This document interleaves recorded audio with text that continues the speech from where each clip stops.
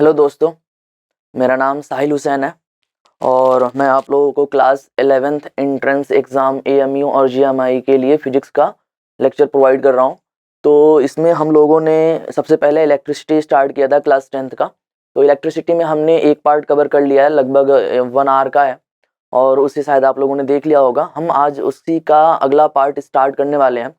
तो जैसा कि हमने आपको पहले भी बता रखा है कि हम क्या करने वाले हैं, पहले पूरी चैप्टर की समरी हम देखेंगे, है ना। यानी कि जो भी चीज़ें हैं, जो भी टॉपिक्स हैं, उन सारे टॉपिक्स को कवर कर लेंगे। कवर करने के बाद हम उसी के ऊपर बेस्ड क्वेश्चंस की प्रैक्टिस कर रहे होंगे और जितने भी जीएमआई और एएमयू में पीवाईक्यूज अभी तक पूछे जा चुके हैं इस चैप्टर से रिलेटेड, वो सारे क्वेश्चंस की हम प्रैक्टिस कर रहे होंगे और देख रहे होंगे किस टाइप के और किस लेवल के सवाल हमसे पूछे जाते हैं एएमयू और जीएमआई के एंट्रेंस एग्जाम में, और उसी लेवल पर हम अपनी स्टडी को जारी रखेंगे। तो चलिए मैं स्टार्ट करते हैं। इसके पहले तक हो गया है, आज अभी हम स्टार्ट करने जा रहे हैं इलेक्ट्रिक पोटेंशियल। तो इलेक्ट्रिक पोटेंशियल क्या होता है? इलेक्ट्रिक पोटेंशियल, जैसा कि हम इलेक्ट्रिसिटी के बारे में पढ़ रहे हैं, तो इलेक्ट्रिसिटी में क्या होता है, करंट का फ्लो होता है। एक जगह से दूसरी जगह करंट हमारा फ्लो कर रहा होता है किसी सर्किट में। तो उसी के करंट के फ्लो करने का जो रीजन होता है, करंट का फ्लो कैसे होता है, क्यों होता है, जब हम बैटरी उसमें लगाते हैं, सर्किट में जब हम बैटरी लगाते हैं तब करंट का फ्लो होना स्टार्ट हो जाता है। तो बैटरी क्या करता है, क्या ऐसा काम करता है जिसकी वजह से करंट का फ्लो होना स्टार्ट हो जाता है? तो बैटरी दरअसल एक तरीके की एनर्जी देता है, इलेक्ट्रिकल एनर्जी देता है, और उस इलेक्ट्रिकल एनर्जी की हेल्प से बैटरी के अक्रॉस पोटेंशियल डिफरेंस जनरेट हो जाता है। क्या जनरेट हो जाता है? पोटेंशियल डिफरेंस जनरेट हो जाता है। और उसी पोटेंशियल डिफरेंस की वजह से जो हमारे चार्ज होते हैं कंडक्टर के अंदर, वो मूव करना स्टार्ट करते हैं, और उसी चार्ज के मूव करने के रेट को हम क्या कहते हैं, इलेक्ट्रिक करंट बोल रहे होते हैं। तो इलेक्ट्रिक करंट के फ्लो होने का रीजन क्या है? Electric potential. तो इसी पोटेंशियल के बारे में हम जानेंगे। अब इलेक्ट्रिक पोटेंशियल वर्ड आया तो हमें अगर बोर्ड एग्जाम में लिखना है तो हमें इलेक्ट्रिक पोटेंशियल के बारे में उसकी डेफिनेशंस भी पता होनी चाहिए। उसकी वो कौन सी क्वांटिटी है, स्केलर है कि वेक्टर है, क्या चीज है, उसके बारे में सारी नॉलेज होनी चाहिए। उसकी प्रॉपर्टीज क्या है, उसकी यूनिट्स क्या है, वो सारी चीजें हमें पता होनी चाहिए। तो चलिए स्टार्ट करते हैं। तो इलेक्ट्रिक पोटेंशियल, सबसे पहले इसकी डेफिनेशन के बारे में जानेंगे कि डेफिनेशन क्या होगा। तो इसकी डेफिनेशन हम देते हैं, इट इज, या हम इसका डेफिनेशन ऐसे दे सकते हैं, electric potential at A point is defined as the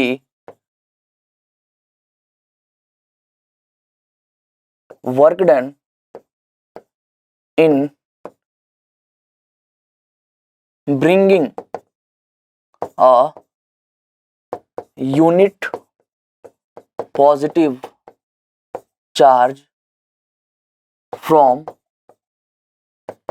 infinity to that point। तो जैसे कि मैंने यहाँ पर उसकी डेफिनेशन लिख दी, इलेक्ट्रिक पोटेंशियल क्या होता है। अब इस इलेक्ट्रिक पोटेंशियल के बारे में जानेंगे। मैं इस डेफिनेशन को एक एक करके समझाऊंगा। जैसे क्या कह रहा है डेफिनेशन, कि अगर मान लीजिए बहुत ज्यादा डिस्टेंस पर, यानी कि हम कंसिडर कर लेते हैं कि इन्फिनिटी पर अगर कोई एक चार्ज रखा है, ठीक है, तो उस चार्ज को मैं अज्यूम कर लेता हूँ फिलहाल के लिए कि वो चार्ज है क्यू चार्ज को किसी पॉइंट पी पर जिस पॉइंट पर हमें इलेक्ट्रिक पोटेंशियल डिफाइन करना है, जैसे मैं अज्यूम कर लेता हूँ इस पॉइंट पी पर मुझे इलेक्ट्रिक पोटेंशियल डिफाइन करना है। तो इलेक्ट्रिक पोटेंशियल जिस पॉइंट पर डिफाइन करना है, इन्फिनिटी से किसी चार्ज को उस पॉइंट तक लाने में, इन्फिनिटी से किसी चार्ज को उस पॉइंट तक लाने में अगर डब्ल्यू वर्क डन हो रहा है, कितना वर्क डन हो रहा है? डब्ल्यू वर्क डन हो रहा है ना। इस चार्ज को इन्फिनिटी से इस पॉइंट तक लाने में अगर डब्ल्यू वर्क डन हो रहा है तो इलेक्ट्रिक पोटेंशियल ये कहता है कि electric potential is equal to हो जाता है हमारा डब्ल्यू अपॉन क्यू। कैसे हो जाता है ये डब्ल्यू अपॉन क्यू? जैसे ये बताओ, हमसे बोला गया है कि यूनिट पॉजिटिव चार्ज को लाने में जितना वर्क डन किया जाता है उसको हम क्या कहते हैं? इलेक्ट्रिक पोटेंशियल कहते हैं। तो बताओ, क्यू चार्ज को लाने में अगर डब्ल्यू वर्क डन किया जा रहा है तो यूनिट चार्ज को लाने में क्या हो जाएगा? W upon Q work done हो जाएगा, यानी कि यही हमारा इलेक्ट्रिक पोटेंशियल हो जाएगा। तो इलेक्ट्रिक पोटेंशियल की डेफिनेशन ऐसे दी जाती है और इलेक्ट्रिक पोटेंशियल का ये फॉर्मूला निकल करके आता है कि electric potential is equal to W upon Q. यहां से अगर हम इसके एसआई यूनिट की बात करें तो डब्ल्यू क्या होता है? हमारा वर्क डन होता है, तो ये क्या हो जाएगा? जूल अपॉन क्यू चार्ज होता है, इसका यूनिट हो जाएगा कूलॉम। तो जूल पर कूलॉम हमारा एसआई यूनिट हो जाता है और इसी को हम वोल्ट भी कहते हैं। क्या कहते हैं? इसी को हम वोल्ट भी कहते हैं। तो हमें पता होना चाहिए SI unit of potential difference या electric potential, that is joule per coulomb, और दूसरा हो जाता है हमारा वोल्ट, जिसको हम V से भी रिप्रेजेंट करते हैं।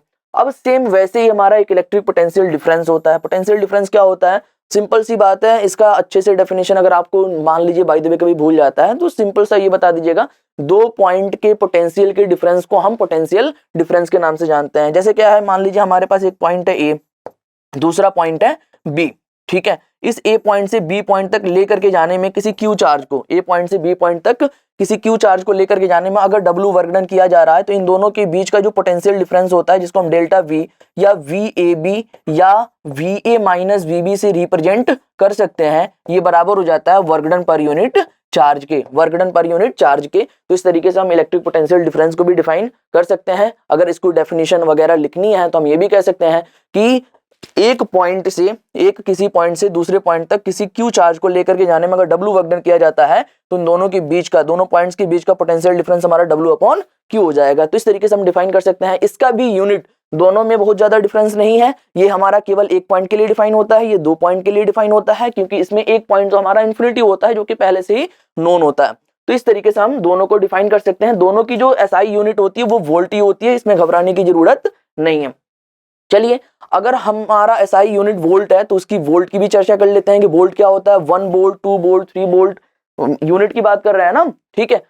तो 1 वोल्ट की डेफिनेशन कैसे देंगे? आपसे बोर्ड एग्जाम में पूछ लिया जाता है कि बताइए 1 वोल्ट की डेफिनेशन क्या होगी, या कॉम्पिटिटिव एग्जाम में भी कुछ अलग तरीके से दे करके पूछ लिया जा सकता है कि 1 वोल्ट की डेफिनेशन क्या होगी। तो 1 वोल्ट की डेफिनेशन कैसे देंगे ये बताइए। अभी हमने देखा कि जो हमारा पोटेंशियल होता है, इलेक्ट्रिक पोटेंशियल, उसका फॉर्मूला क्या होता है हमारा, W अपॉन Q होता है। ये फॉर्मूला देखा ना हमने, ठीक है। अगर ये बताइए किसी चार्ज को जो कि 1 कूलॉम है, 1 कूलॉम के चार्ज को लेकर के जाने में अगर 1 जूल वर्क डन किया जाए, तो ये क्या हो जाएगा, 1/1 is equal to 1 joule per coulomb, और 1 जूल पर कूलॉम को ही हम क्या कहते हैं, वोल्ट कहते हैं। तो ये हमारा क्या हो जाएगा, 1 वोल्ट हो जाएगा। तो अगर हम ऐसे डिफाइन करें कि अगर कोई चार्ज है जो कि 1 कूलॉम का है, उसको किसी एक पॉइंट से दूसरे पॉइंट तक लेकर के जाने में 1 जूल ऑफ वर्क डन किया जा रहा है, तो उन दो पॉइंट्स के बीच का पोटेंशियल डिफरेंस क्या हो जाएगा, 1 वोल्ट हो जाएगा। तो इसी तरीके से हम 1 वोल्ट को डिफाइन कर सकते हैं। तो लिख सकते हैं हम इसमें, if 1 joule of work is done in bringing a charge from one point to another in bringing a charge, यहां पर हम लिख सकते हैं a unit charge, ये ज्यादा सही रहेगा क्योंकि हमें फिर 1 कूलॉम चार्ज लिखने की जरूरत नहीं पड़ेगी। bringing 1 coulomb of charge, 1 coulomb of charge, ठीक है, from 1 point to another, from 1 point to another, then we called the potential difference, the potential difference between 2 points या these 2 points इज 1 वोल्ट। ये हमारा डेफिनेशन हो गया 1 वोल्ट का। तो इस तरीके से हम 1 वोल्ट को डिफाइन कर सकते हैं। तो किसी भी यूनिट को डिफाइन करने का ये सबसे अच्छा तरीका होता है। आप क्या कर लो, उसके फॉर्मूले लिखो और उसके फॉर्मूले में जो भी क्वांटिटीज आ रही है उसको 1 यूनिट में के फॉर्म में ले लो और फिर उसी को आप अपने सेंटेंस में लिख दो, तो हमारा 1 वोल्ट का डेफिनेशन बन जाता है। चलिए आगे हम देखते हैं, अगला स्टार्ट करते हैं। अगला टॉपिक है हमारा इलेक्ट्रिक सर्किट। इलेक्ट्रिक सर्किट क्या होता है? दरअसल क्या है कि हमारा जो इलेक्ट्रिक सर्किट होता है वो हम ऐसे समझ सकते हैं, जैसे कि मान लीजिए यहां पर एक डायग्राम दिया हुआ है, यही हमारा इलेक्ट्रिक सर्किट है। ये क्या है, इट इज द एक वायर का एक कॉम्बिनेशन है। ये क्या है, ये वायर का एक कॉम्बिनेशन है जिसमें डिफरेंट टाइप्स के एलिमेंट्स यहां पर आपको देखने को मिल जाएंगे, ठीक है। जैसे कि मान लीजिए ये हमारा एक बल्ब है, ये हमारा ओमीटर है, ये हमारा की है, ये हमारा बैटरी है या सेल कह सकते हैं इसको, ठीक है। तो ये जो डिफरेंट टाइप्स के एलिमेंट को अगर किसी एक वायर के द्वारा बांध दिया जाए या एक वायर के द्वारा कनेक्ट कर दिया जाए, तो ऐसे चीज को हम सर्किट के नाम से जानते हैं, जिसमें करंट का फ्लो किया जा सके, जिसमें करंट का फ्लो किया जा सके। तो इस इलेक्ट्रिक सर्किट को डिफाइन क्या कैसे करेंगे? It is the combination of wires in which या which connect the different elements। ठीक है, सिंपल सी डेफिनेशन दे सकते हैं। जो एलिमेंट्स, इलेक्ट्रिकल एलिमेंट्स लिखेंगे तो ज्यादा बेहतर होगा हमारे लिए। which connects the different electrical elements। Electrical elements को कनेक्ट करने के लिए वायर का जो कॉम्बिनेशन होता है उसे हम क्या कहते हैं? इलेक्ट्रिकल सर्किट के नाम से जानते हैं। अब इस इलेक्ट्रिकल सर्किट में बहुत सारे टाइप्स के एलिमेंट होते हैं, जिसमें पहला एलिमेंट होता है हमारा एक्टिव एलिमेंट, दूसरे टाइप का एलिमेंट होता है हमारा पैसिव एलिमेंट। इन दोनों में डिफरेंस क्या है? तो एक्टिव एलिमेंट्स वह होता है which generates energy in the circuit. जो सर्किट के अंदर एनर्जी को जनरेट करते हैं उसे हम एक्टिव एलिमेंट्स के नाम से जानते हैं। जैसे एग्जांपल की बात कर लें तो एग्जांपल में आ रहा हो जाएगा बैटरी, जो पोटेंशियल डिफरेंस जनरेट करता है यानी कि एनर्जी देता है। सेल, जनरेटर, इस टाइप के जो एलिमेंट्स होते हैं ये एनर्जी जनरेट करने का काम करते हैं, इसलिए इन्हें एक्टिव एलिमेंट्स के नाम से जाना जाता है। पैसिव एलिमेंट्स क्या हो जाते हैं? Which consumes energy in the electrical circuit is known as passive elements. अगर एग्जांपल की बात करें तो पहला एग्जांपल हमारा क्या हो जाएगा? रेजिस्टेंस, कैपेसिटर, अभी आप लोगों के सिलेबस में नहीं है कैपेसिटर, लेकिन बाद में पढ़ोगे, ठीक है। इंडक्टर, और भी बहुत सारे टाइप्स के एलिमेंट्स होते हैं जो एनर्जी कंज्यूम करने का काम करते हैं इलेक्ट्रिकल सर्किट में हो करके, ठीक है। अब यहाँ पर ना कुछ सिंबल्स दिए हुए हैं। अगर मान लीजिए कि मुझे इलेक्ट्रिकल सर्किट को रिप्रेजेंट करना है, बनाना है, तो मैं एक वायर लेता हूं और उस वायर में डिफरेंट सिंबल की हेल्प से मैं उस इलेक्ट्रिकल एलिमेंट्स को रिप्रेजेंट कर रहा होता हूं। जैसे कि मान लीजिए कोई सर्किट है, उसमें बहुत सारे एलिमेंट्स लगे हुए हैं, अमीटर है, वोल्ट मीटर है, की है, बैटरी है, रेजिस्टेंस है, कैपेसिटर है। तो मैं मैं पहचान पाऊंगा कि उस सर्किट में कौन कौन से एलिमेंट्स हैं? उसके लिए हमें एक सिंबल दिए गए हैं और ये सिंबल सबको पता होने चाहिए, सबको याद होने चाहिए, तभी जाकर के हम पहचान पाएंगे कि सर्किट में कौन कौन से एलिमेंट्स मौजूद हैं। जैसे कि मान लीजिए यहाँ पर है एन इलेक्ट्रिकल सेल, अगर कहीं पर ऐसा सिंबल आपको दिखाई दे रहा है तो ये हमारा इलेक्ट्रिकल सेल का सिंबल होता है। और बहुत सारे सेल मिलकर के क्या बना लेते हैं? हमारा बैटरी बना लेते हैं। तो बैटरी का सिंबल कुछ ऐसे होता है। यहाँ पर ये स्विच को रिप्रेजेंट करता है। अगर हमारा स्विच ओपन है, तब हमारा कुछ इस तरीके से सिंबल दिखाई देता है। अगर मुझे उसको क्लोज्ड करना है, मतलब करंट का फ्लो कराना है, स्विच को ऑन करना है, तो स्विच को ऑन करने के केस में हम क्या करते हैं? इसमें एक डॉट दिखा देते हैं, तो ये रिप्रेजेंट करता है स्विच ऑन है, ये रिप्रेजेंट करता है स्विच ऑफ है। ये वायर ज्वाइंट, जैसे कि मान लीजिए कि कहीं पर, जैसे कि मान लीजिए इस सर्किट में केवल एक ही वायर आपको दिखाई दे रहा है, लेकिन मान लीजिए मुझे किसी और भी बैटरी या किसी और एलिमेंट्स को ऐड करना है कुछ इस तरीके से, तो यहाँ पर इस वाले पॉइंट्स पर मुझे एक डॉट दिखाना पड़ता है, जिससे कि हमें ये पता चले कि ये तीन वायर एक दूसरे के साथ कनेक्टेड है, तीनों वायर एक दूसरे के साथ उसी पॉइंट पर कनेक्टेड है। तो कुछ इस तरीके से वायर ज्वाइंट्स को हम रिप्रेजेंट करते हैं। कभी कभी क्या होता है, जैसे कि मान लीजिए कोई कॉम्प्लेक्स सर्किट है और मुझे कुछ ऐसे दिखाना है कि यहाँ से कोई वायर आ तो रहा है, लेकिन इसमें बिना टच हुए वो दूसरे सर्किट से जाकर के मिल जा रहा है। तो कुछ इस तरीके से दिखाने के लिए हम ऐसा सिंबल अगर हम बना लेते हैं, तो इसका मतलब ये है कि ये वाला वायर और ये वाला वायर एक दूसरे के साथ कनेक्टेड नहीं है, ठीक है। तो इस तरीके से सिंबल आ जाता है। अगर बल्ब के सिंबल एक तो ये भी होता है, ऐसे भी हम रिप्रेजेंट कर सकते हैं। या कभी कभी क्या होता है, जैसे बल्ब किसका काम करता है? बल्ब के अंदर रेजिस्टेंस ही होता है जिसकी वजह से वो जल पाता है, तो ये रेजिस्टेंस को भी रिप्रेजेंट कर रहा है, तो ये बल्ब का सिंबल हो जाता है अगर कहीं पर ऐसा लगा हुआ है तो। और बल्ब के सिंबल का मतलब रेजिस्टेंस से ही होता है। अगर केवल हमें रेजिस्टेंस को ही दिखाना है तो कुछ इस तरीके के सिंबल से हम रिप्रेजेंट कर सकते हैं रेजिस्टेंस को। उसके बाद से ये कुछ दो सिंबल दिखाई दे रहे हैं आपको, ये हमारे वेरिएबल रेजिस्टेंस होते हैं, जिसको रियोस्टेट के नाम से भी जाना जाता है, ठीक है ना। वेरिएबल रेजिस्टेंस का मतलब एक तो रेजिस्टेंस होता है जो वेरी नहीं करता है, जो मटेरियल के ऊपर डिपेंड करता है ना, वो जो जैसे कि हमारा जो सर्किट है ना, ये मटेरियल से बना हुआ है ना, तो एक तो मटेरियल के ऊपर डिपेंड करता है जिसको हम रेजिस्टेंस, जो हमारा कांस्टेंट होता है, और ये एक वेरिएबल रेजिस्टेंस होते हैं जिसको हम इंस्ट्रूमेंट की हेल्प से कम या ज्यादा कर सकते हैं। तो वो चीजें हैं। तो ये ऐसा सिंबल कहीं आपको देखने को मिल जाए तो ये रेजिस्टेंस हमारा कांस्टेंट नहीं हो सकता है, इसको हम मशीन की हेल्प से कम या ज्यादा कर सकते हैं। ये हमारा ओमीटर का सिंबल होता है, ये हमारा वोल्ट मीटर का सिंबल होता है। तो कुछ इस तरीके से सिंबल अगर आपको सर्किट में देखने को मिलते हैं तो आपको पहचानना आना चाहिए। ठीक है, चलिए आगे बढ़ते हैं, अगला स्टार्ट करते हैं। अगला हमारा ओम्स लॉ।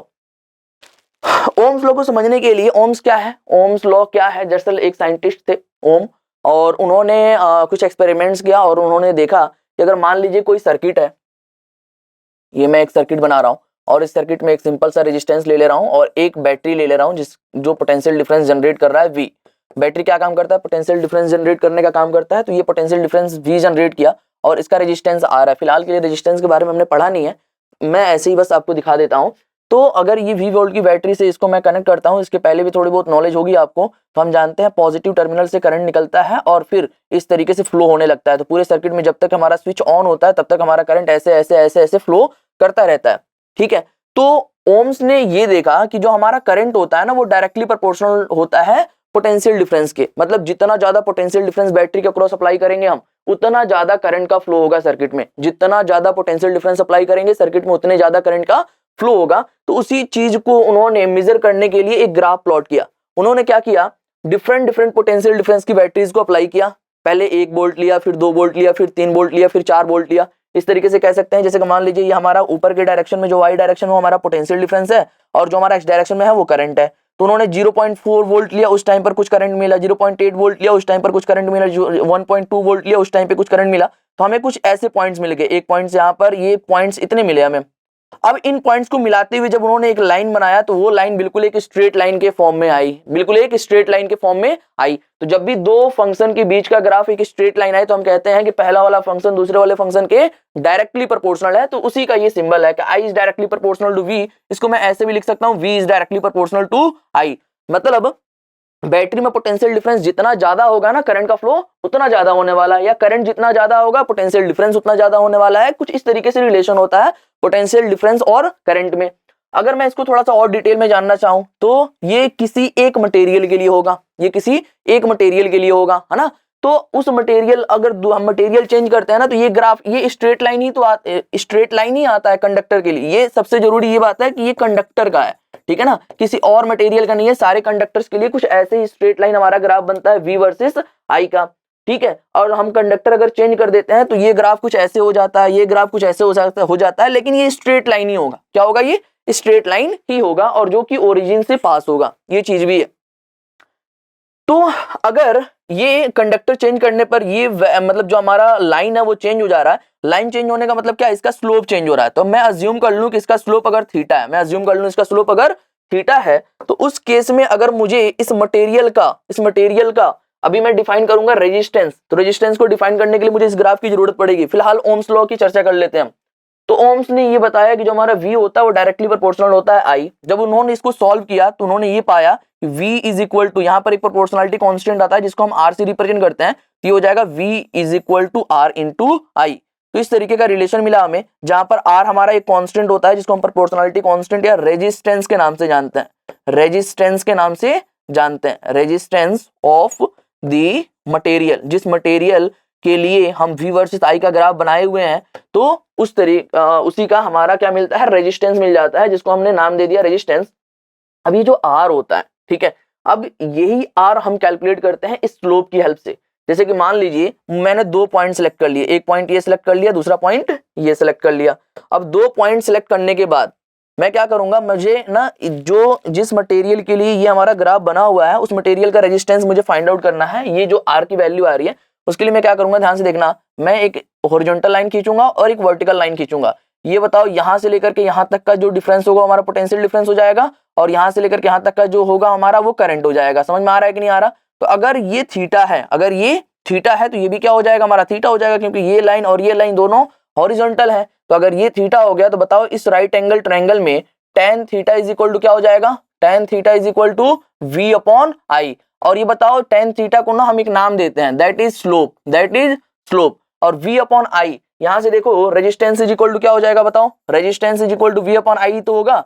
तो अगर मुझे रेजिस्टेंस किसी भी मटेरियल का कैलकुलेट करना है तो मैं उसका क्या कैलकुलेट कर लूंगा, स्लोप कैलकुलेट कर लूंगा। और स्लोप कैसे मिलेगा, ग्राफ बना करके उसका थीटा जो भी आ रहा है, थीटा का tan ले लो तो हमें स्लोप मिल जाएगा, और उसी स्लोप को हम रेजिस्टेंस के नाम से भी जानते हैं। तो ये थोड़ा सा टिपिकल होगा, कॉम्पिटिटिव एग्जाम में पूछा जा सकता है। फिलहाल हमको इतनी जानकारी रखनी है कि R इज इक्वल टू क्या हो जाता है हमारा, V अपॉन I हो जाता है। Very good. तो चलिए अब यहाँ V अपॉन I हो गया, तो बताइए V का जो यूनिट होता है वो क्या हो जाता है, V का जो यूनिट होता है वो होता है वोल्ट, और करंट का जो यूनिट होता है वो होता है एम्पियर। यानी कि जो हमारा R है यानी कि रेजिस्टेंस का यूनिट क्या हो जाएगा हमारा, वोल्ट पर एम्पियर हो जाएगा। और वोल्ट पर एम्पियर को ही एक दूसरा नाम दिया गया ओम। क्या नाम दिया गया, ओम, जिसका सिंबल ये कुछ इस तरीके से होता है, जिसको हम ओमेगा के नाम से भी जानते हैं। तो ये हमारा सिंबल किसका हो जाता है, मतलब यूनिट हो जाता है रेजिस्टेंस का। तो रेजिस्टेंस की जो एसआई यूनिट होती है वो होती है ओम, और ये एक स्केलर क्वांटिटी होता है। तो कुछ इस तरीके से हमारा ओम्स लॉ था।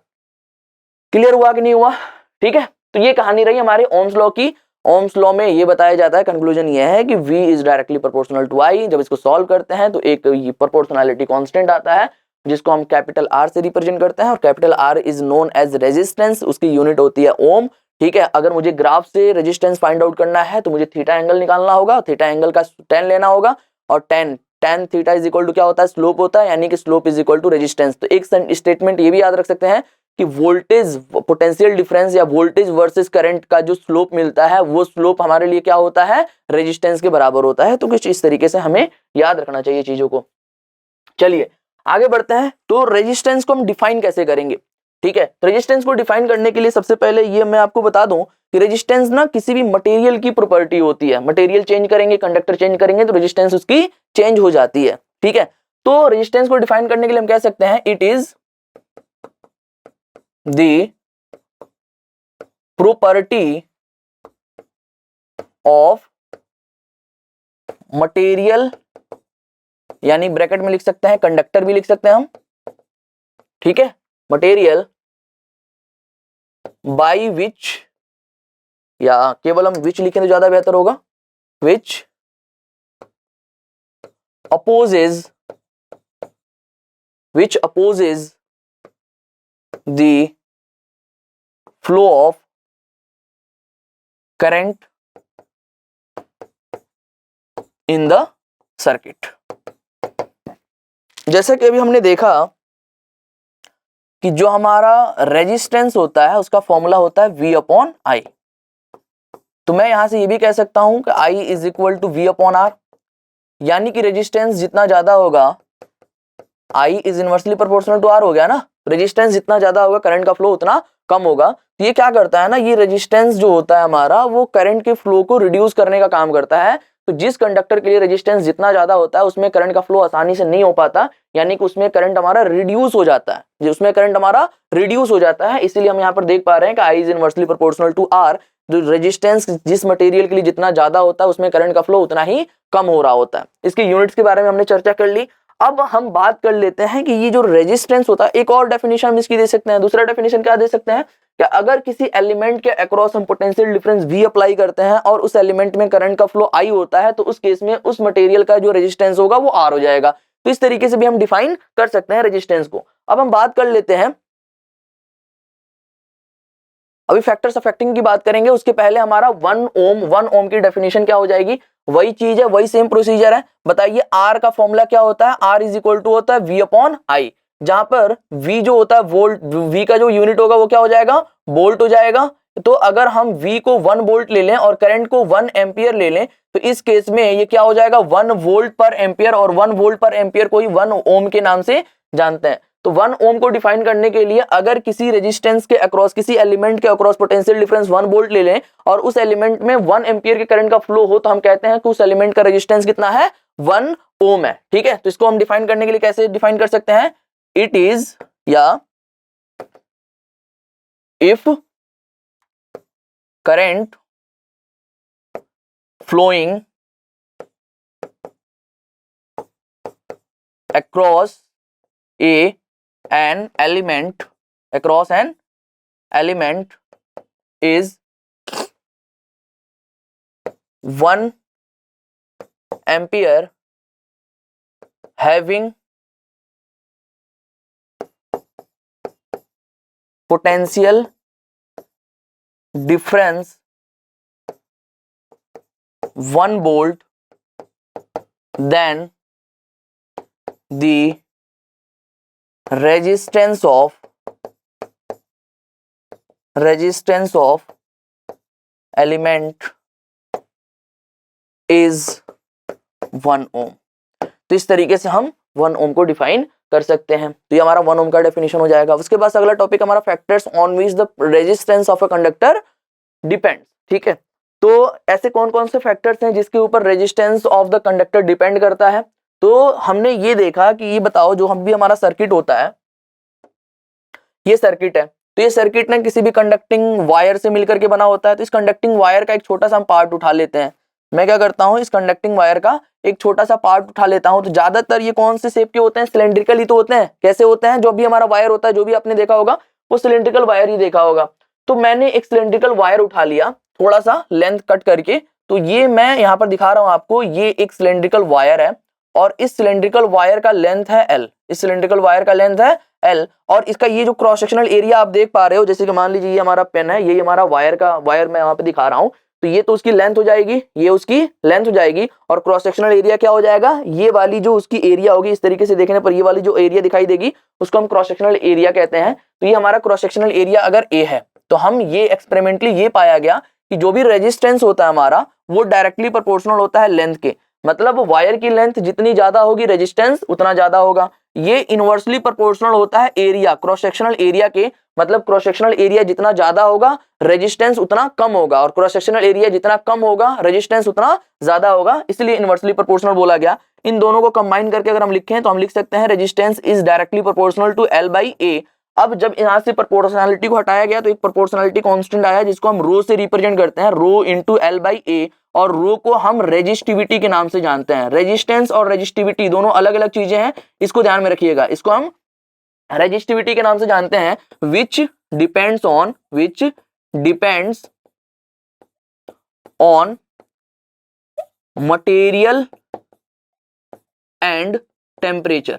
मटेरियल एंड टेम्परेचर कहने का मतलब कि ये दो फैक्टर्स के ऊपर डिपेंड करता है। एक तो मटेरियल, किस मटेरियल का बना हुआ है हमारा कंडक्टर, और दूसरा उसका टेम्परेचर क्या है। टेम्परेचर चेंज करने पर रेजिस्टिविटी की वैल्यू चेंज हो जाती है, मटेरियल चेंज करने पर रेजिस्टिविटी की वैल्यू चेंज हो जाती है। अदर किसी भी फैक्टर के ऊपर रेजिस्टिविटी हमारा डिपेंड नहीं करता है। तो हमें यहाँ से ये देखने को मिलता है कि जो हमारा रेजिस्टेंस है वो तो हमारा कॉन्फ़िगरेशन के ऊपर भी डिपेंड कर रहा है कि मतलब हमारा शेप कैसा है, वायर का शेप कैसा है। तो रेजिस्टेंस वायर के शेप के ऊपर डिपेंड करता है और रेजिस्टिविटी के ऊपर डिपेंड कर रहा है। इसका मतलब वो नेचर ऑफ द मटेरियल और टेम्परेचर के ऊपर भी डिपेंड कर रहा है। तो अगर केवल रेजिस्टिविटी की बात करी जाए कि रेजिस्टिविटी किन किन फैक्टर्स के ऊपर डिपेंड करता है, तो हमारे आंसर होने चाहिए एक तो नेचर ऑफ द मटेरियल और दूसरा होना चाहिए टेम्परेचर।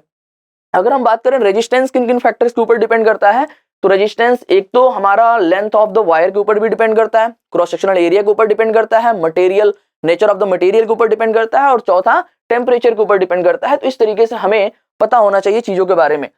तो ये रेजिस्टेंस रहा हमारा। रेजिस्टिविटी जो होती है हमारी, रेजिस्टिविटी अगर मुझे इसको कैलकुलेट करना है तो मैं कैसे कैलकुलेट कर सकता हूं, ए इधर आएगा और एल भी इधर आ जाएगा, तो ये हो जाएगा R into A by L, R into A by L. तो इस रेजिस्टिविटी की यूनिट क्या हो जाएगी, ध्यान से देखिएगा।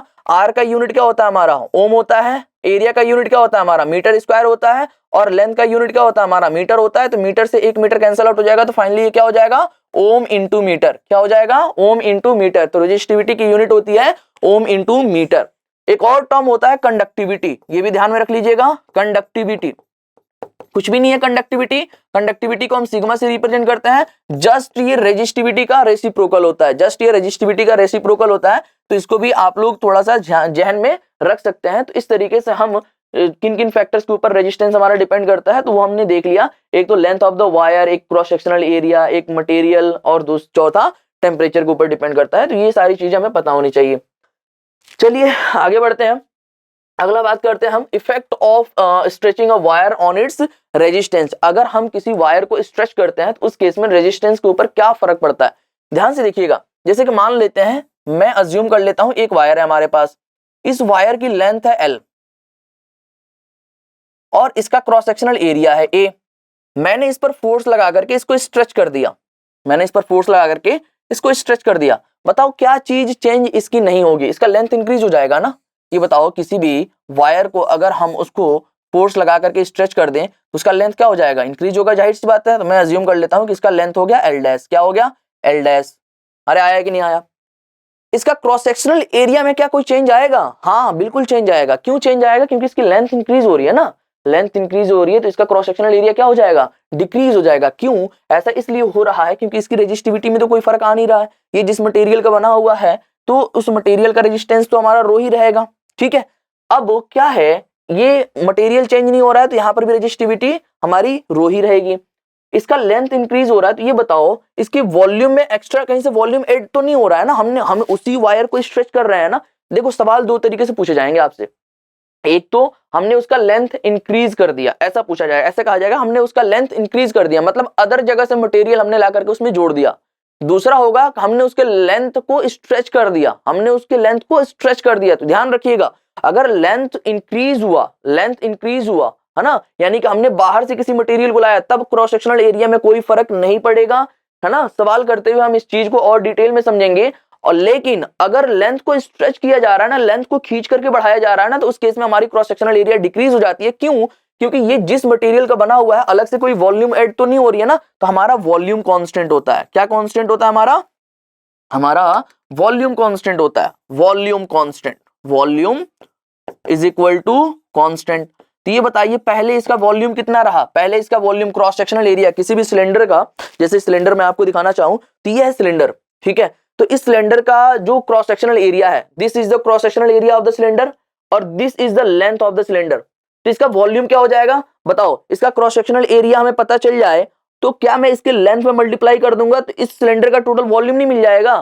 तो टोटल वॉल्यूम कैलकुलेट करने के लिए इस सिलेंडर का cross sectional area into length, अगर हम लेंथ में क्रॉस सेक्शनल एरिया को मल्टीप्लाई कर देते हैं तो हमें वॉल्यूम मिल जाता है। तो इस केस में हम वॉल्यूम ऑफ द सिलेंडर क्या लिख सकते हैं? Cross sectional area into length लिख सकते हैं, जो कि चेंज नहीं हो रहा है, यानी कि A इंटू एल हमारा क्या रहने वाला है? कांस्टेंट रहने वाला है।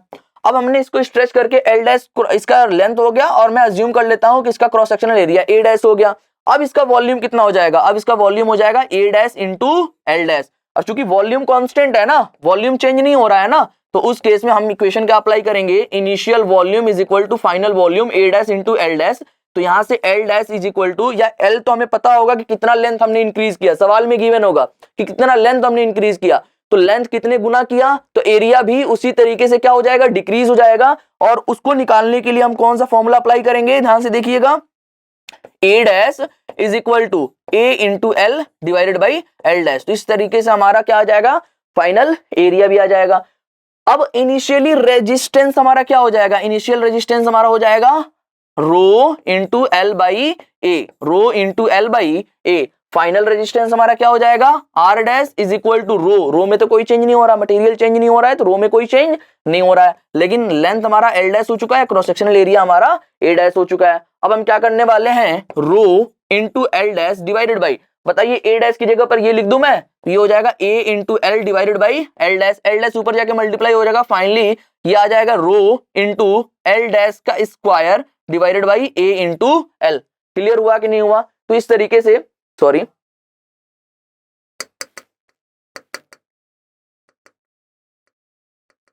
ठीक है, तो ये हो जाएगा हमारा rho into L dash divided by A dash is equal to क्या हो जाएगा हमारा?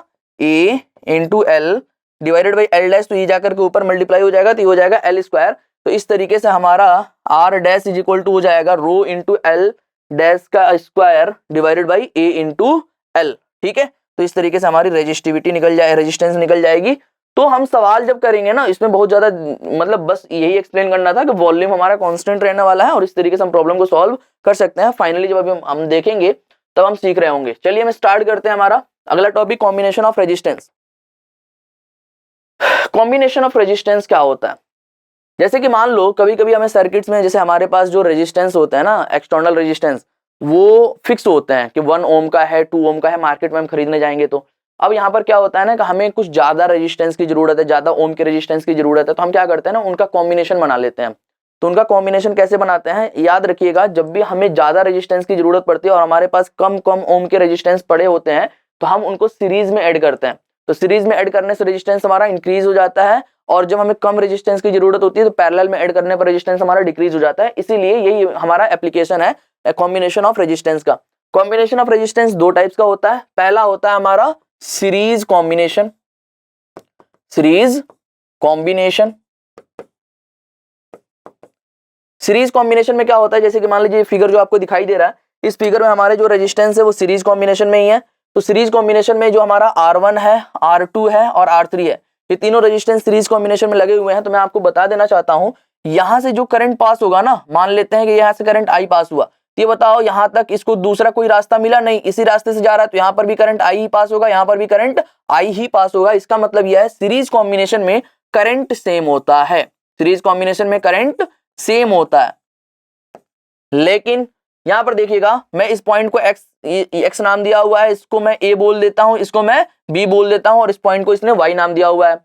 तो x और a के बीच का पोटेंशियल डिफरेंस कुछ अलग होगा, a और b के बीच का पोटेंशियल डिफरेंस कुछ अलग होगा, b और c के बीच का पोटेंशियल डिफरेंस कुछ अलग होगा। मैं अज्यूम कर लेता हूं कि इसके अक्रॉस पोटेंशियल डिफरेंस v1 है, इसके अक्रॉस पोटेंशियल डिफरेंस v2 है, इसके अक्रॉस पोटेंशियल डिफरेंस v3 है, और x और y के अक्रॉस जो पोटेंशियल डिफरेंस है इस वोल्ट मीटर के द्वारा मेजर किया गया, जिसको मैंने अज्यूम कर लिया v है। तो उस केस में हम ये जानते हैं कि जो हमारा पोटेंशियल डिफरेंस है वो सेम नहीं होने वाला है। तीनों पोटेंशियल डिफरेंस किसके ऊपर डिपेंड करेंगे, वो डिपेंड करेंगे R1, R2, R3 के ऊपर। तो पोटेंशियल डिफरेंस जो है हमारा, वोल्टेज जो है वो डिफरेंट होने वाला है, लेकिन x और y के अक्रॉस जो नेट पोटेंशियल डिफरेंस होगा वो इन तीनों रेजिस्टेंस के अक्रॉस पोटेंशियल डिफरेंस के सम के बराबर होता है। तो v इज इक्वल टू मैं लिख सकता हूं v1 plus v2 plus v3। अब ध्यान से देखिएगा, अगर इसके अक्रॉस पोटेंशियल डिफरेंस v1 है तो मैं जानता हूं v इज इक्वल टू क्या होता है IR, तो v1 इज इक्वल टू क्या हो जाएगा, इसमें करंट कितना फ्लो हो रहा है, इस रेजिस्टेंस का अक्रॉस I ही हो रहा है, और इसका रेजिस्टेंस है R1, तो हो जाएगा v1 is equal to I into R1। वैसे ही इसके अक्रॉस पोटेंशियल डिफरेंस अगर v2 है तो v2 इज इक्वल टू क्या हो जाएगा, करंट का फ्लो तो I ही हो रहा है, I हमारा कांस्टेंट है, और रेजिस्टेंस हमारा क्या हो जाएगा, R2 हो जाएगा। वैसे ही v3 इज इक्वल टू क्या हो जाएगा, I इंटू R3 हो जाएगा। मुझे कॉम्बिनेशन ऑफ रेजिस्टेंस देखना है, तो कॉम्बिनेशन ऑफ रेजिस्टेंस का मतलब होता है कि तीनों रेजिस्टेंस मिलकर के कितना रेजिस्टेंस, टोटल कितना रेजिस्टेंस बनाते हैं। तो x और y के अक्रॉस जो टोटल रेजिस्टेंस होगा, अगर मैं उस रेजिस्टेंस को R इक्विवेलेंट अज्यूम कर लूं, क्या अज्यूम कर लूं, R इक्विवेलेंट अज्यूम कर लूं, और मैं जानता हूं कि इसके अक्रॉस पोटेंशियल डिफरेंस मैंने क्या माना हुआ है, V माना हुआ है, और सब में करंट का फ्लो I ही हो रहा है, तो इसमें भी करंट का फ्लो क्या होगा, I ही होगा। इस केस में अगर मैं V को लिखना चाहूंगा तो V इज इक्वल टू क्या लिखूंगा मैं, करंट इनटू इन दोनों पॉइंट्स के बीच का, x और y के बीच का रेजिस्टेंस, जिसको मैंने R इक्विवेलेंट अज्यूम कर लिया है। तो V इज इक्वल टू मैं क्या लिख सकता हूं, I इंटू R इक्विवेलेंट लिख सकता हूं।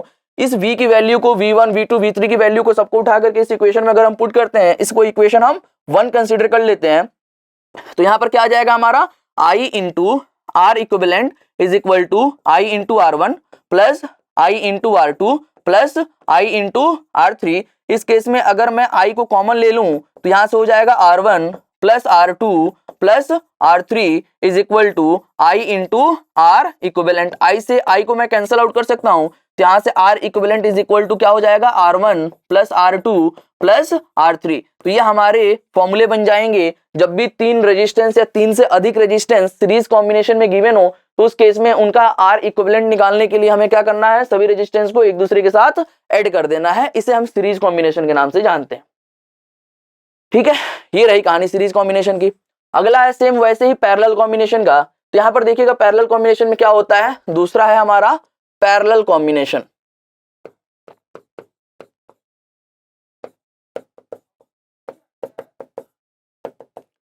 पैरेलल कॉम्बिनेशन जो होता है, बताइए x और y, ध्यान से देखेंगे हम तो तीनों के तीनों रेजिस्टेंस R1, R2, R3 तीनों के तीनों रेजिस्टेंस दो सेम पॉइंट से जुड़े हुए हैं।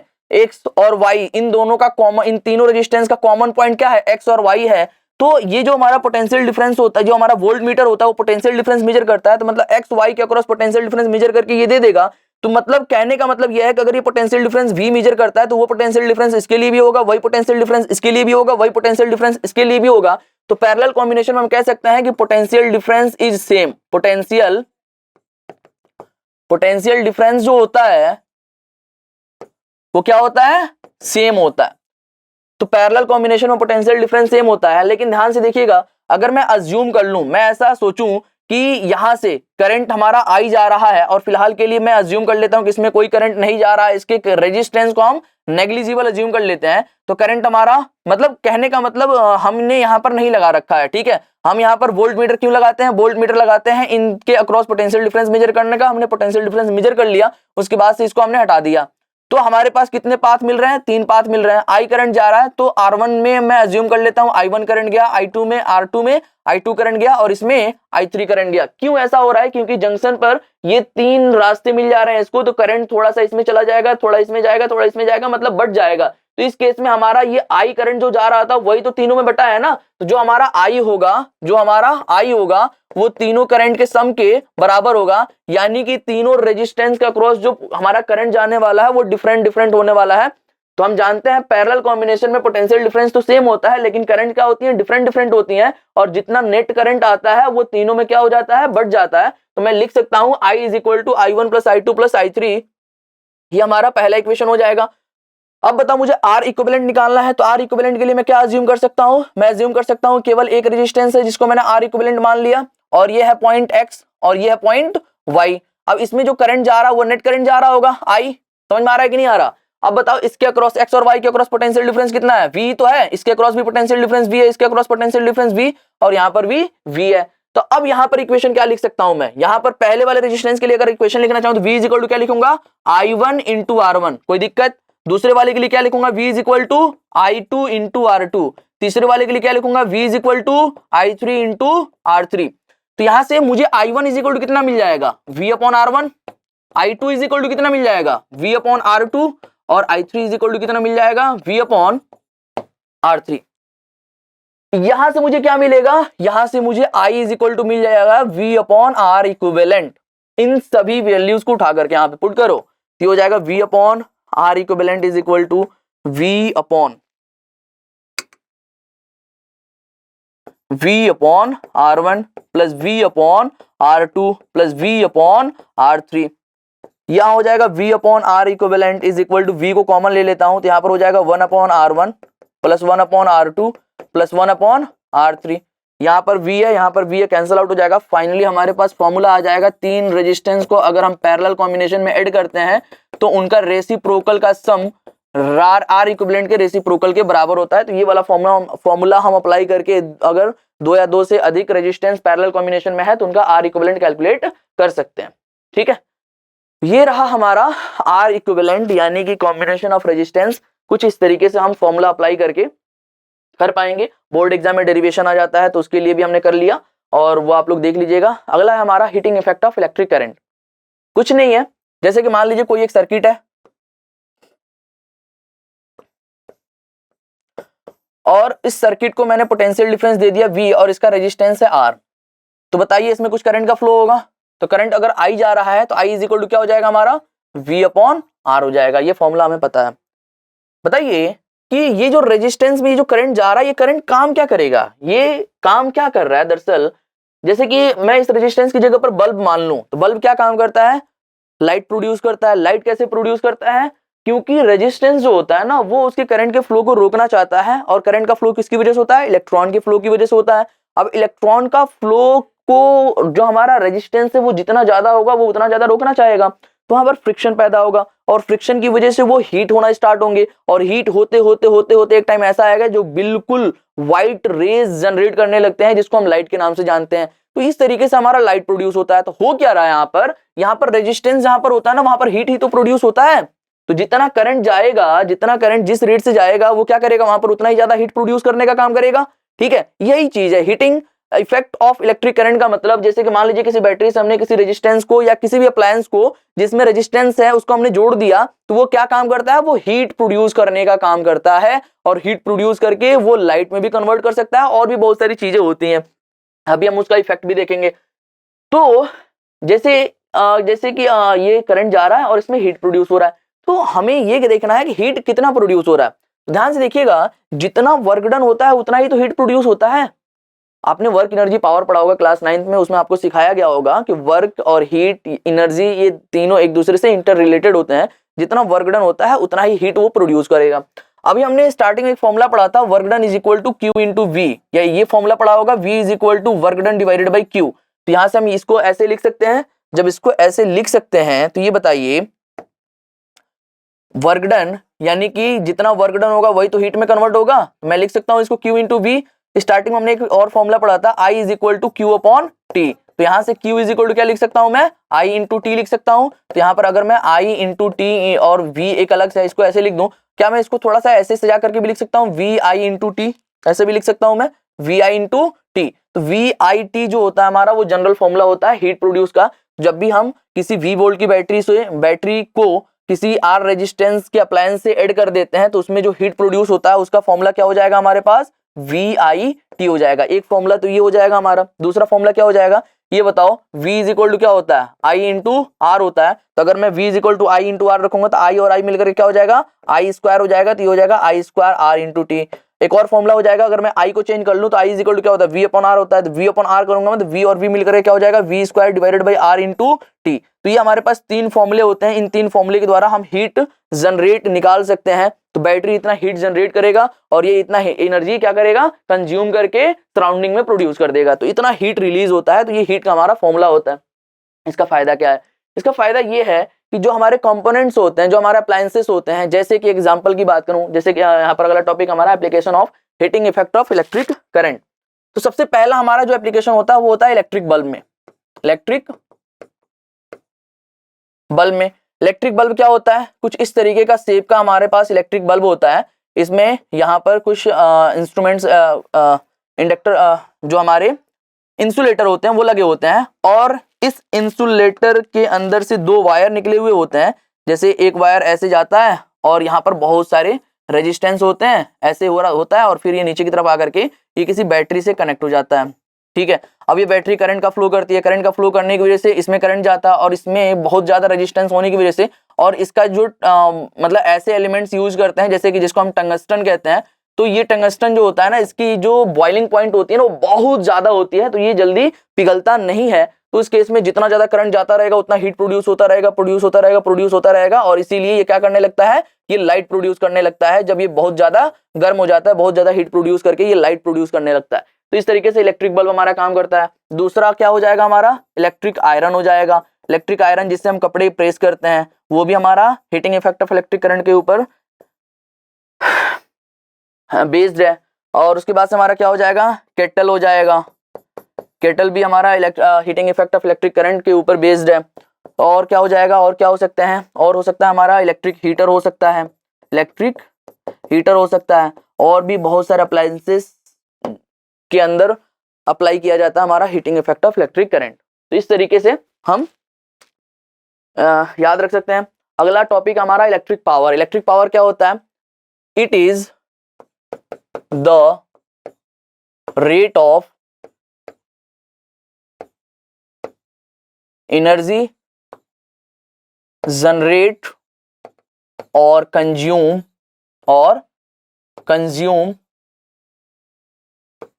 By electrical elements. Electrical elements जो होते हैं वो दो टाइप्स के होते हैं, एक होता है एक्टिव एलिमेंट्स, एक होता है पैसिव एलिमेंट्स। एक्टिव एलिमेंट्स क्या करता है, एनर्जी जनरेट करने का काम करता है, और पैसिव एलिमेंट्स क्या करता है, एनर्जी कंज्यूम करने का काम करता है। तो ये एनर्जी कंज्यूम और एनर्जी जनरेट जिस रेट से कर रहे होते हैं पर यूनिट टाइम, मतलब एक सेकंड में जितना एनर्जी रिलीज या जनरेट करते हैं उसको ही हम इलेक्ट्रिक पावर के नाम से जानते हैं। तो electric power is equal to क्या हो जाएगा हमारा, जितना हीट प्रोड्यूस होगा डिवाइडेड बाई टाइम, या जितना वर्क डन होगा डिवाइडेड बाई टाइम। ठीक है, और work done is equal to हमने देखा तीन फॉर्मूले, VIT, तो VIT को टाइम से डिवाइड कर दोगे तो क्या मिल जाएगा, VI मिल जाएगा। वैसे ही V स्क्वायर अपन R को टाइम से डिवाइड कर दोगे तो V स्क्वायर अपन R मिल जाएगा। वैसे ही I स्क्वायर R को अगर हम डिवाइड कर देते हैं T से तो हमारा I स्क्वायर R मिल जाएगा। तो जैसे हीट के तीन फॉर्मूले थे वैसे ही P के भी तीन फॉर्मूले हम अप्लाई कर सकते हैं, VI V square upon R और I स्क्वायर R। तो ये तीन फॉर्मूले हम पावर के लिए भी अप्लाई कर सकते हैं। अगर इसमें T लगा देते हैं तो यही फॉर्मूले हमारे हीट जनरेट के भी बन जाते हैं। तो इस तरीके से हम इलेक्ट्रिकल पावर वाले सवाल कर पाएंगे। अगला एक टॉपिक हमारा commercial unit of electrical energy. Electrical energy जो होता है, जितना वर्क डन होता है वही इलेक्ट्रिकल एनर्जी में कन्वर्ट हो जाता है। इलेक्ट्रिकल एनर्जी का जो फॉर्मूला होता है वो क्या होता है, बहुत सारे फॉर्मूले होते हैं। एक तो हमारा फॉर्मूला हो जाएगा Q इंटू V।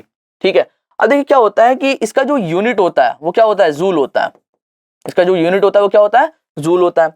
अभी हमने देखा कि पावर इज इक्वल टू, एक और चीज मैं आपको बताना चाहूं, ठीक है, ये चीज हो गई। अगर मैं इसके यूनिट की बात करूंगा तो इसका यूनिट क्या हो जाएगा, यहां से तो हमें एक यूनिट मिलेगा वोल्ट एम्पियर। देखिएगा ध्यान से, वोल्ट एम्पियर। यहां से यूनिट क्या मिल जाएगा हमारा, वोल्ट स्क्वायर पर ओम। यहां से यूनिट क्या मिल जाएगा हमारा, एम्पियर स्क्वायर इंटू ओम। यहां से यूनिट क्या मिल जाएगा इसका, W/T से जूल पर सेकेंड। क्या मिल जाएगा, जूल पर सेकेंड। और इन सभी यूनिट्स को ही हम एक दूसरा नाम देते हैं जिसे हम वॉट, कैपिटल W से रिप्रेजेंट करते हैं, वॉट कहते हैं इसे, ठीक है। तो वॉट हमारा SI यूनिट ऑफ पावर होता है। वॉट जो होता है वो हमारा SI यूनिट ऑफ पावर होता है। तो हमने देखा कि पावर इज इक्वल टू क्या होता है, W/T होता है। तो क्या मैं वर्क डन को P इंटू टी भी तो लिख सकता हूं, अरे बताइए। तो क्या मैं वर्क डन का एक और यूनिट तो लिख सकता हूं, क्योंकि मैं जानता हूं पावर का यूनिट वॉट होता है और टाइम का यूनिट सेकंड होता है। तो वॉट इंटू सेकंड हमारी कौन सी SI यूनिट है ना, और हम जानते हैं वर्क डन का यूनिट क्या होता है, जूल होता है। अरे होता है कि नहीं होता है। तो बताइए 1 joule is equal to 1 watt into second. ये हम लिख सकते हैं कि नहीं लिख सकते, वॉट सेकंड को ही तो हम जूल कहते हैं ना। अब एक कमर्शियल यूनिट यूज किया जाता है जिसकी इसकी हेल्प से आएगा, वो ऐसे समझिएगा, वो कमर्शियल यूनिट होता है जो वर्क का एक कमर्शियल यूनिट होता है, वो होता है 1 किलोवाट आवर। क्या होता है, 1 किलोवाट आवर, जिसको 1 यूनिट के नाम से जानते हैं, जैसे कि आपके घरों में जो बिजली प्रोड्यूस हो रही होती है उसका जो रेट लगाया जाता है वो 1 यूनिट के हिसाब से लगाया जाता है। जैसे कि मान लीजिए दिल्ली में मतलब जगह जगह आपने न्यूज में वगैरह में सुना होगा कि इतनी यूनिट बिजली फ्री कर दी गई, ये कर दिया गया, वो कर दिया गया। तो एक बार बार यूनिट का जिक्र होता है। तो वो यूनिट क्या मेजरमेंट कर रहा होता है, वो दरअसल इलेक्ट्रिकल एनर्जी कितना कंज्यूम हुआ है उसको मेजर कर रहा होता है। और वो दरअसल होता है 1 किलोवाट आवर, जिसको सिंपली हम 1 यूनिट के नाम से जानते हैं। तो 1 यूनिट का मतलब 1 किलोवाट आवर, जो कि वर्क डन की यानी कि एनर्जी की यूनिट है, कितना एनर्जी हमारा खर्च हुआ है। अब 1 किलोवाट आवर को अगर मुझे SI यूनिट में कन्वर्ट करना है तो कितना होगा वो, तो यहां से देखिएगा, क्या मैं 1 किलोवाट आवर को, किलो का मतलब क्या होता है 10⁻³ वॉट, और आर का मतलब क्या होता है 3600 सेकेंड, ये होता है कि नहीं होता है। क्या मैं इसको ऐसे लिख सकता हूं 3.6 इंटू 10⁻6 और वॉट इंटू सेकेंड, और यहां से देख रहा हूं वॉट इंटू सेकेंड को मैं क्या लिख सकता हूं, जूल लिख सकता हूं। तो ये क्या हो जाएगा 3.6 इंटू 10⁻6 जूल। इससे मुझे क्या पता चला कि जो हम 1 यूनिट लिख रहे होते हैं उस 1 यूनिट का मतलब क्या होता है, SI यूनिट में अगर इस जूल को कन्वर्ट, इस एनर्जी को कन्वर्ट करेंगे तो हो जाएगा 3.6 इंटू 10⁻6 जूल, ठीक है। तो इसको याद रखना है, या 1 यूनिट को हम क्या कहते हैं 1 किलोवाट आवर कहते हैं, और इसका जब SI यूनिट में कन्वर्ट करते हैं तो 3.6 इंटू 10⁻6 जूल के ये बराबर होता है, ठीक है। तो ये रहा हमारा commercial unit of electrical energy. अब यहाँ पर हमारा टॉपिक्स, जितने भी टॉपिक्स थे वो सारे कंप्लीट हो चुके हैं। अब हम स्टार्ट करने वाले हैं प्रीवियस ईयर, मतलब प्रीवियस 5 ईयर की जो भी क्वेश्चंस पूछे गए हैं class 11th entrance exam AMU और GMI के, उन सारे प्रॉब्लम का डिस्कशन करेंगे। एक भी प्रॉब्लम नहीं छूटने वाला है। तो सारे प्रॉब्लम का डिस्कशन अब अगली क्लास में या अगले लेक्चर में हम स्टार्ट करते हैं। Thank you.